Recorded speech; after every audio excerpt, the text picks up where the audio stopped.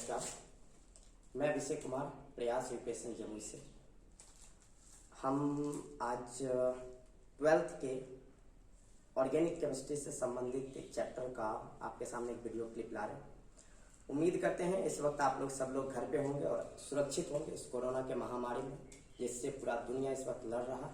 हम सभी को लड़ना है, लेकिन हमारी पढ़ाई बाधित ना हो इसके लिए अब हमारा ये एक यूट्यूब चैनल पे और हम एक पर्सनल ऐप के द्वारा भी हम आपको बताएंगे आगे चल के, जिस पर हम रहेंगे तो हम आपको सूचना देते रहेंगे। आज इस समय जो वीडियो क्लिप आपको हम दिखा रहे हैं वो वीडियो क्लिप है बेसिक रिएक्शन का। ये बेसिक रिएक्शन में हम लोगों को टोटल हम एक बात जो यहाँ पे बताना चाहेंगे कि हमारा केमिस्ट्री का पोर्शन 3 पार्ट में बटा हुआ, आप सब लोग जानते ही होंगे, इनऑर्गेनिक, ऑर्गेनिक और फिजिकल, जिसमें सबसे ज्यादा वेटेज ऑर्गेनिक केमिस्ट्री से है, जिसमें से टोटल लगभग मार्क्स 28 आते हैं। फिजिकल केमिस्ट्री से लगभग 23 मार्क्स पूछे जाते हैं बिहार बोर्ड में और सीबीएसई दोनों बोर्ड में, और इनऑर्गेनिक केमिस्ट्री में 19 मार्क्स पूछे जाते हैं। और आप सब लोग जानते हैं कि हमारा थ्योरी पेपर 70 मार्क्स का है, 70 मार्क्स का है, 30 मार्क्स आपका प्रैक्टिकल होता है। तो आज हम शुरू करने जा रहे हैं ऑर्गेनिक केमिस्ट्री, और यहाँ से आपको जो टोटल मार्क्स पूछे जाने हैं 12th में वो है 28। इसमें जो हमारा पहला और बेसिक कॉन्सेप्ट हम आपको देना चाहेंगे वो होगा हमारा बेसिक रिएक्शन का। और एक सबसे बड़ी बात ये होती है इसमें ना 2 टाइप के क्वेश्चन पूछे जाते हैं बेसिक रिएक्शन से। पहला जो क्वेश्चन होता है वो होता है कन्वर्जन डायग्राम का, जिसको हम लोग कहते हैं परिवर्तन करना। जैसे एक छोटा सा अगर हम आपको इंट्रो दें तो यहाँ पे क्वेश्चन पूछा जाता है मीथेन का परिवर्तन आप इथेन में कैसे करेंगे, या कोई भी एक ऑर्गेनिक कंपाउंड का परिवर्तन आप किसी दूसरे ऑर्गेनिक कंपाउंड में कैसे करते हैं। हमारा पहला क्वेश्चन टाइप बिहार बोर्ड में ऐसा होता है। और दूसरा होता है व्हाट हैपेंस, मीन्स क्या होता है जब किसी एक पार्टिकुलर का रिएक्शन किसी दूसरे से करवाते हैं तो उसके बाद हमारा प्रतिफल मीन्स प्रोडक्ट हमारा क्या बनकर तैयार होगा। इन सभी विषयों पर हम चर्चा करने के लिए हमारा जो पहला रिएक्शन होगा वो होगा सनलाइट रिएक्शन, जिसका हिंदी वर्जन जो लोग हिंदी मीडियम से है वो लोग तो पढ़ेंगे इसको सूर्य किरण अभिक्रिया। तो हम एक एक करके चर्चा करते हैं, इसके बारे में थोड़ा सा हम लोग अध्ययन करते हैं। सनलाइट रिएक्शन सूर्य किरण अभिक्रिया कहता है कि आपके पास सबसे पहले एल्केन होना चाहिए। एल्केन एक ऑर्गेनिक कंपाउंड है, आप सब लोगों को मालूम होगा।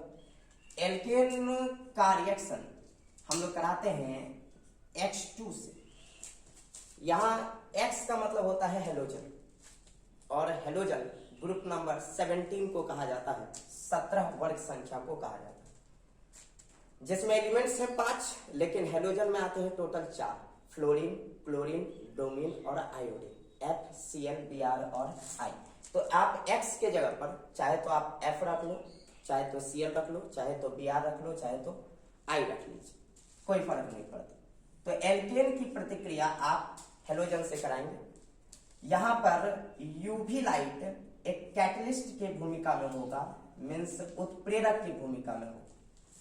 यूवी लाइट को हम लोग फुल फॉर्म इसका बोलते हैं अल्ट्रा वायलेट लाइट, हिंदी में कहा जाता है पराबैंगनी किरण। तो सबसे पहले आप लोग एल्केन लेते हैं, एल्केन की प्रतिक्रिया आप हेलोजन से कराते हैं। हम पहले भी बोले हैं X का मतलब हेलोजन होता है, और हेलोजन में टोटल 4 एलिमेंट्स होंगे। तो हेलोजन से रिएक्शन कराने के बाद यहाँ उत्प्रेरक के रूप में है यूवी लाइट।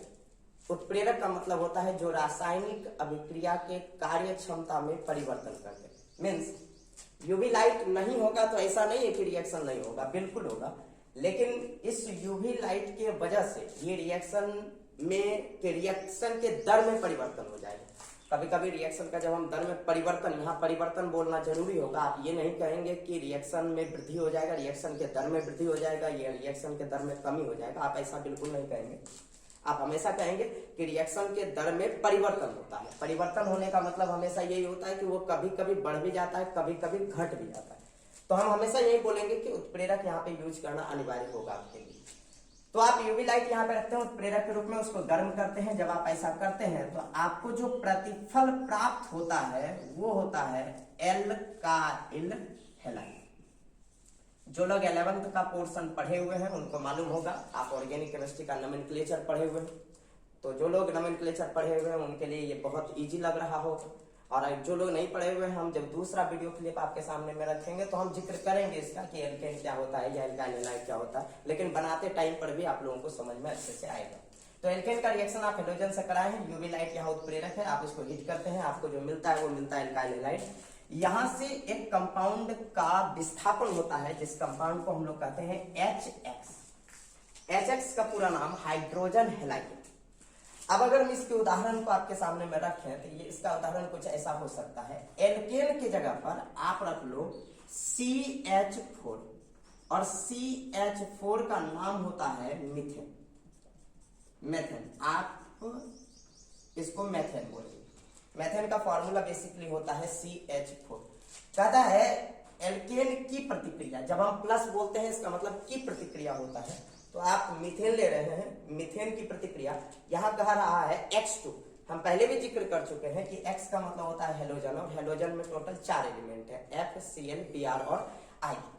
तो हम यहां पर X की जगह पर Cl2 ले रहे हैं, लेकिन आप Cl2 के बीच में जो बॉन्ड रखेंगे वो हमेशा सिंगल बॉन्ड बनता है, तो हम यहाँ पर सिंगल बॉन्ड रखते हैं, तोड़कर हम इसको यहाँ पर दिखा रहे हैं।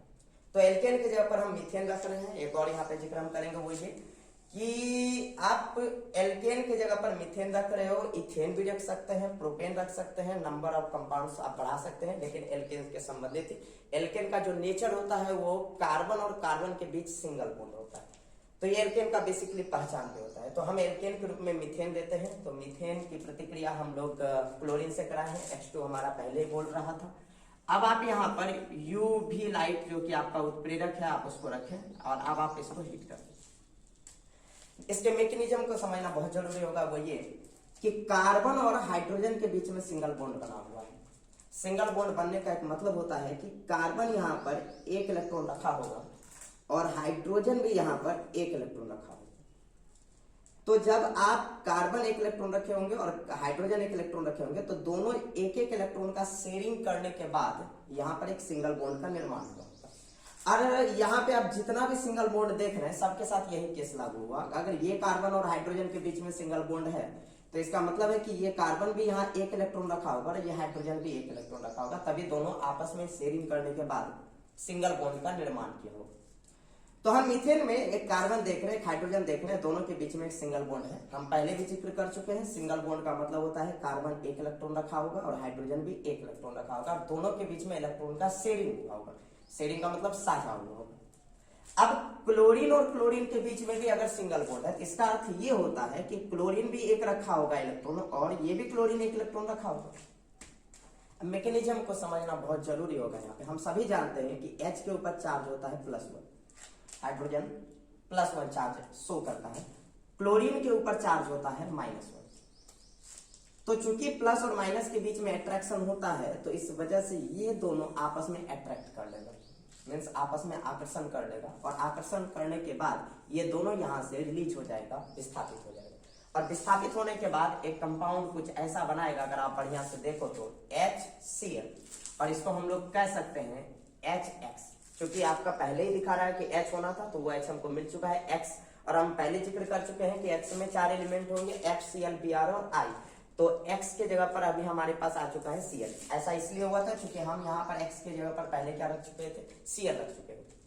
अब क्या होना है कि ये H और ये Cl जब यहाँ से हट चुका है तो कार्बन के पास ये बॉन्ड अब टूट चुका है। क्यों टूटा है? क्योंकि हम जानते हैं कि जो बॉन्ड यहाँ पर क्रिएट हुआ था, वो जो बॉन्ड बना हुआ था वो तब बना हुआ था जब कार्बन एक इलेक्ट्रॉन रखा था और हाइड्रोजन एक इलेक्ट्रॉन रखा था। लेकिन इस जगह पर हुआ ये कि हाइड्रोजन और क्लोरीन ये दोनों आपस में रिएक्शन होने के बाद जब यहां से निकला तो ये तो बॉन्ड अब टूट चुका होगा। ऐसा इसलिए होगा क्योंकि हाइड्रोजन का ये इलेक्ट्रॉन तो क्लोरीन के साथ वो निकल चुका होगा। क्योंकि जब हाइड्रोजन यहां से हट रहा होगा तो हाइड्रोजन अपना इलेक्ट्रॉन भी तो लेकर गया होगा। तो ऐसे कंडीशन में अब ये बॉन्ड टूट चुका है। और हम सभी जानते हैं कि कार्बन टेट्रावेलेंट होता है, यानी कार्बन के पास 4 बॉन्ड बहुत जरूरी है होना, तभी वो कंपाउंड सही माना जाता है। तो कार्बन के पास अगर 4 बॉन्ड है तब वो कंपाउंड सही माना जाता है। तो अभी फिलहाल अभी अगर इस जगह पर देखा जाए तो मात्र कार्बन के पास 3 बॉन्ड आपको नजर आएंगे, ये बॉन्ड और ये बॉन्ड। क्योंकि अब ये बॉन्ड रहा नहीं है क्योंकि ये बॉन्ड अब टूट चुका है।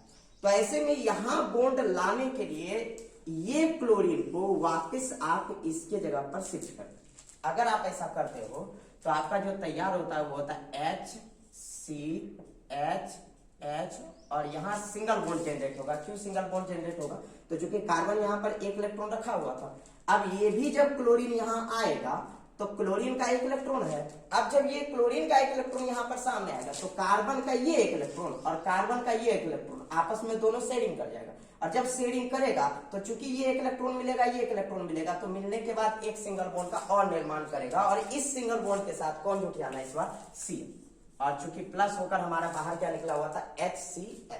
अब आपके पास जो प्रोडक्ट बना हुआ है, जो प्रतिफल बना हुआ, अगर आप इसको बढ़िया से देखो तो ये आपको नजर आ रहा होगा CH3Cl, और इसका जो नाम होता है सर वो होता है मिथाइल क्लोराइड। तो मिथाइल क्लोराइड का इस वक्त आपके सामने में निर्माण हुआ है, और यहां से जो स्थापन हुआ है वो हुआ HCl का। तो आपके सामने में जो सनलाइट रिएक्शन है, सूर्य किरण अभिक्रिया है, ये बेसिकली अगर हम बढ़िया से इस रिएक्शन को समझें तो वो एक चीज हमको बता रहा है, वो ये कि अगर आप एल्केन को, यदि आप एल्केन को एल्काइल हैलाइड में बदलना चाहते हैं, यदि आप एल्केन को एल्काइल हैलाइड में बदलना चाहते हैं तो आपको सनलाइट रिएक्शन का प्रयोग करना होगा। कन्वर्जन डायग्राम में अगर परिवर्तन करने का क्वेश्चन कभी भी बिहार बोर्ड आपसे पूछता है तो वह ऐसा प्रयोग कर सकता है कि आप मीथेन को मिथाइल क्लोराइड में कैसे परिवर्तित करेंगे। तो जब आप मीथेन को मिथाइल क्लोराइड में परिवर्तित करेंगे तो क्वेश्चन बनाने का एक नियम को हमेशा ध्यान में रखिएगा, हमेशा चीजों को समझिए कि बनाना क्या है। तो क्वेश्चन बनाने के लिए कह रहा है मिथाइल क्लोराइड। अब ये देखना होगा कि मिथाइल क्लोराइड को हम क्या बोल सकते हैं, तो मिथाइल क्लोराइड को हम बोल सकते हैं एल्काइल हैलाइड। अब हमको ये देखना होगा कि बनाना किससे है, तो हमको बनाना है मीथेन से। मीथेन को हम क्या बोल सकते हैं, मीथेन को हम एल्केन बोल सकते हैं। तो जब आपको एल्केन का परिवर्तन एल्काइल हैलाइड में करना हो तो आप हमेशा प्रयोग करेंगे सूर्य किरण अभिक्रिया, आप हमेशा प्रयोग करेंगे सूर्य किरण अभिक्रिया। तो बेसिकली ये हमारा जो टॉपिक है सूर्य किरण अभिक्रिया, ये एल्केन को एल्काइल हैलाइड में परिवर्तित करने का एकमात्र रिएक्शन होगा। ठीक है, थैंक यू वेरी मच।